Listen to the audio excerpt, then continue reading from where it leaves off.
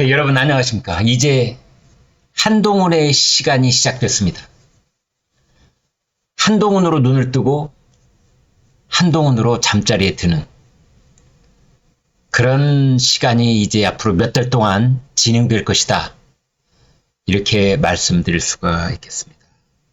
기자 입장에서 본다면 한동훈은 모든 뉴스의 블랙홀이 되어가고 있습니다. 지금까지는 여름과 가을로 건너오면서 모든 뉴스의 가장 중심에 이재명이 있었다면 이제 한동훈입니다. 이준석이 새로운 당을 만든다, 젊은 층을 규합하고 있다, 여러 얘기가 있지만 이준석은 찻잔 속에 태풍일 가능성이 있다. 이런 시각도 있습니다. 그러나 한동훈은 태풍의 눈입니다. 드디어 한동훈이 정치 입문, 총선 출마 이것이 공식화되면서 이제 내년 4월 10일에 있을 22대 총선거는 여권의 대표주자가 한동훈이다. 이 말에 그 누구도 이의를 달 수 없을 것입니다. 어떤 방식으로 총선을 지휘하고 어떤 방식으로 총선에 개입하고 그것을 어떻게 대선 주자의 길로 연결할 것이냐.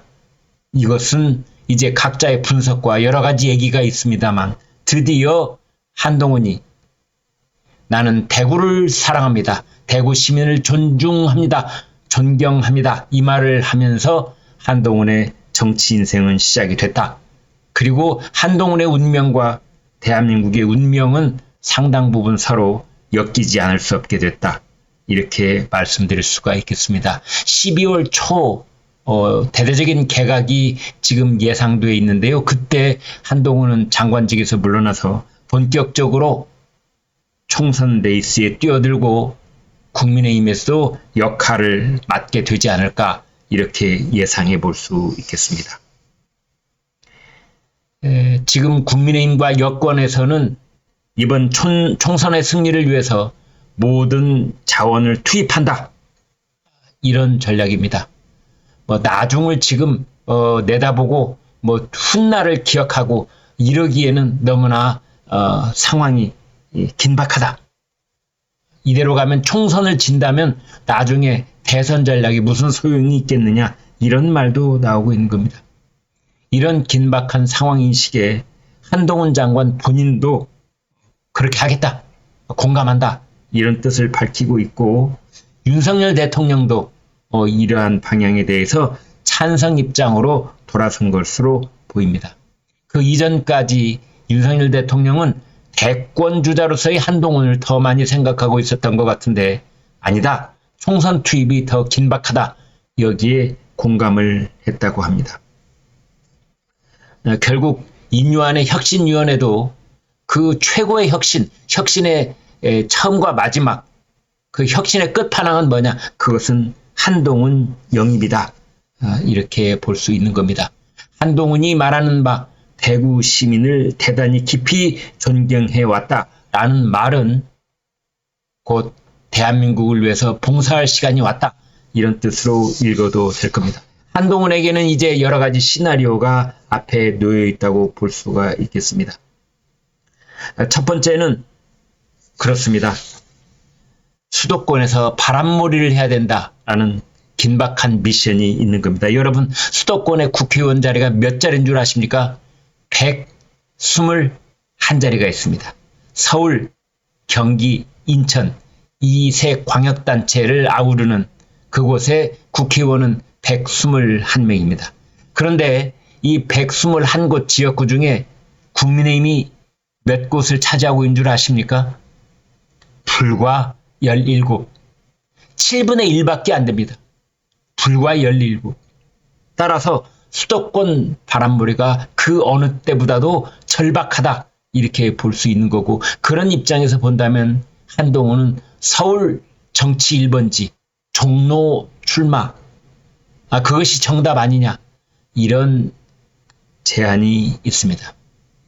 아니 그것보다는 더불어민주당의 빅마우스가 있는 정청래, 서울, 마포, 을 여기로 나가야 된다. 아니 그보다는 안민석이 있는, 5선 안민석이 있는 경기 오산에 나가야 된다. 그래서 자객공천을 그 대표주자로 한동훈으로 삼아야 한다. 이런 얘기도 나오고 있습니다.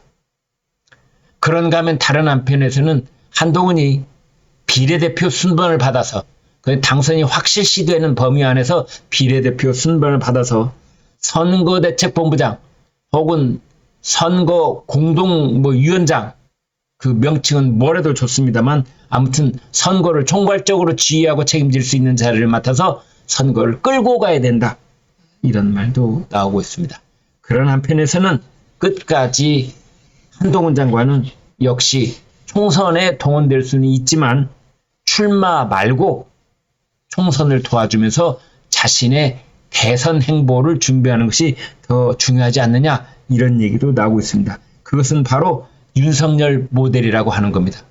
윤석열 대통령도 여의도를 거치지 않고 검찰총장, 그 다음에 국민의힘 입당, 그리고 바로 대선 후보로 직행을 했기 때문입니다.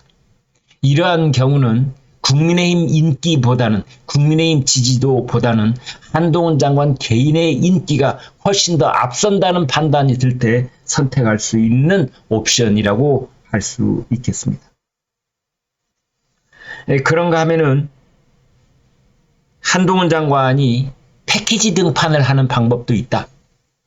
한동훈 장관이 어차피 국민의힘 간판 스타라고 한다면은 국무위원들 중에 국토부 장관, 그 다음에 보훈부 장관, 즉 원희룡 장관하고 박민식 장관, 그리고 한동훈 장관, 이 셋을 패키지로 묶어서 혁신위원회가 인재 영입을, 국무위원 인재 영입을 하는 그런 방식을 취하는 것도 한 가지 아이디어가 될 수 있다라는 말도 있습니다.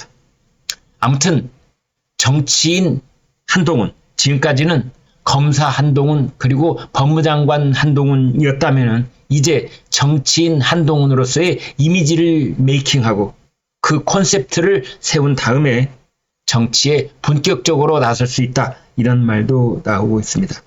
아까도 말씀드렸다시피 한동훈은 어차피 국민의힘의 간판 스타가 될 수밖에 없고, 그렇다면은 선거대책위원회를 조기에 만들자, 조기 선대위, 인유한의 혁신위원회나 김기현의 당 지도부 한 발짝 뒤로 물러서고 대신에 한동훈이 선거대책위원장을 맡아서 선대위를 끌고 가는 방식은 또 어떠할까? 이런 아이디어인 겁니다.